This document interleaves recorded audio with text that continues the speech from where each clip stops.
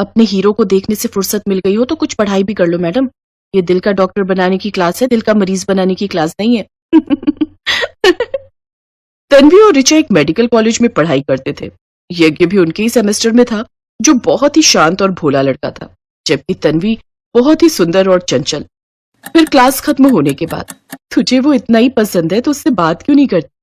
हाय, यही तो दिक्कत है। उससे जब भी बात करने जाती हूँ वो या तो भाग जाता है या फिर बस एक ही बात कहता है। वो क्या? आ, तुझे लाइव दिखाती हूँ।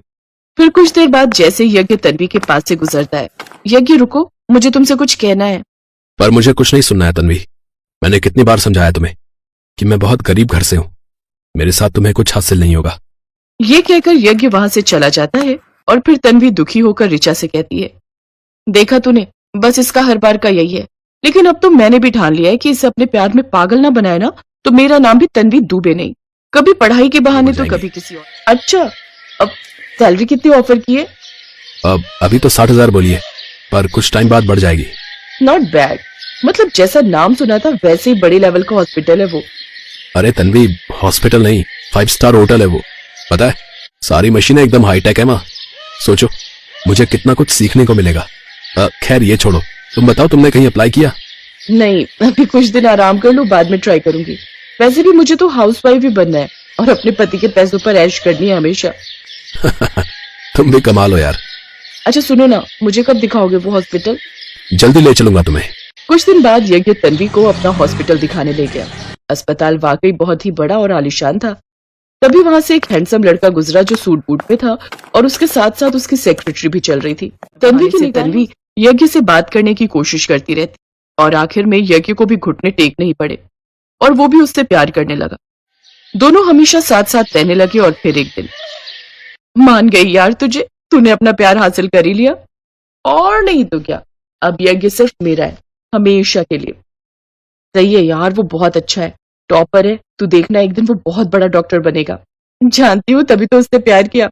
वो कमाएगा और मैं राज करूंगी हमेशा। बहुत शातिर है तू, कसम से।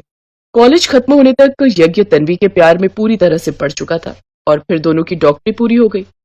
तन्वी जहां ठीक ठाक नंबरों से पास हुई तो वहीं यज्ञ ने पूरे कॉलेज में टॉप किया और अब वो एक अच्छे अस्पताल की तलाश में था जहां से वो अपने करियर की शुरुआत कर सके।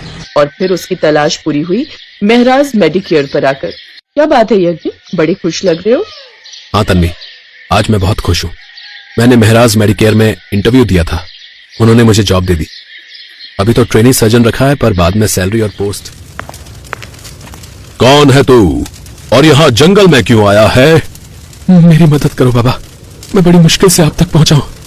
क्या चाहिए तुझे? बदला चाहिए मुझे उस धोखेबाज को बर्बाद करना है। बदला चाहिए, जरूर मिलेगा। बता मुझे अपनी पूरी कहानी। और फिर यज्ञ ने बोलना शुरू किया। वो पहला दिन था जब तन्वी और शिशिर ने एक दूसरे को देखा था। उसके बाद तन्वी शिशिर से बार बार मिलने लगी।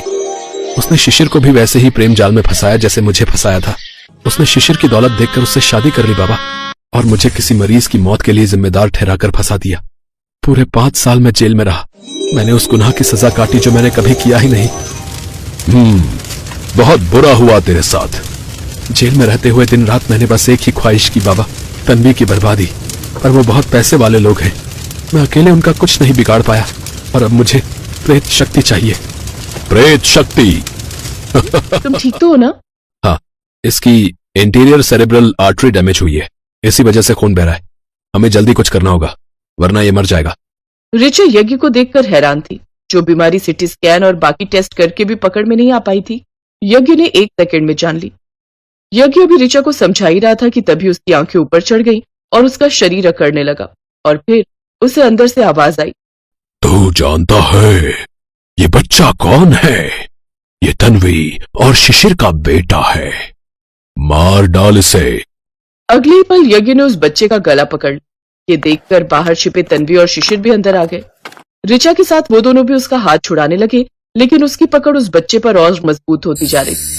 तभी वहां एक तेज रोशनी हुई और अचानक सब कुछ थम गया। यज्ञ शांत था और उसके माथे पर साक्षात भगवान शिव का हाथ था। शांत हो जाओ वत्स, ये तुम नहीं हो बल्कि तुम्हारे अंदर का प्रेत तुमसे करवा रहा है। तुम्हारे साथ अवश्य गलत हुआ है, पर इसमें लेकिन सिर्फ तुम्हारे इलाज ने ही मुझे बचा लिया। ये बुढ़ा बहुत बड़बड़ कर रहा है, इसे बोल चुप हो जा, वरना इसे अभी मार डालूंगा। नहीं नहीं, ऐसा मत करना। क्या हुआ बेटा? कुछ नहीं बाबा, कुछ नहीं। अपनी काबिलियत और प्रेत शक्ति की वजह से यज्ञ सबकी बीमारियां ठीक करने लगा था। दूर दूर से लोग अपनी लाइलाज बीमारियां लेकर उसके पास आने लगे। फिर एक दिन अचानक यज्ञ को अपने अस्पताल में ऋचा दिखाई दी। शुक्र है यज्ञ, तुम मिल गए। तुम तो ऋचा हो ना? हाँ, मैं तुम्हारे पास एक मरीज लेकर आई हूँ। बहुत सीरियस कंडीशन है यार, मुझे खुद कुछ समझ नहीं आ रहा। उसकी नाक से ब्लड निकलता ही जा रहा है। सब कुछ करके देख लिया पर कुछ पता ही नहीं चल रहा है। ऐसे कैसे? कहाँ है वो पेशेंट? तभी एक 5-6 साल के बच्चे को स्ट्रेचर पर यज्ञ के सामने लाया गया, जिसकी नाक से लगातार खून बह रहा था। फिर जैसे ही यज्ञ ने उस बच्चे के माथे पर हाथ रखा तो अगले ही पल वो बुरी तरह कांपने लगा। क्या हुआ यज्ञ?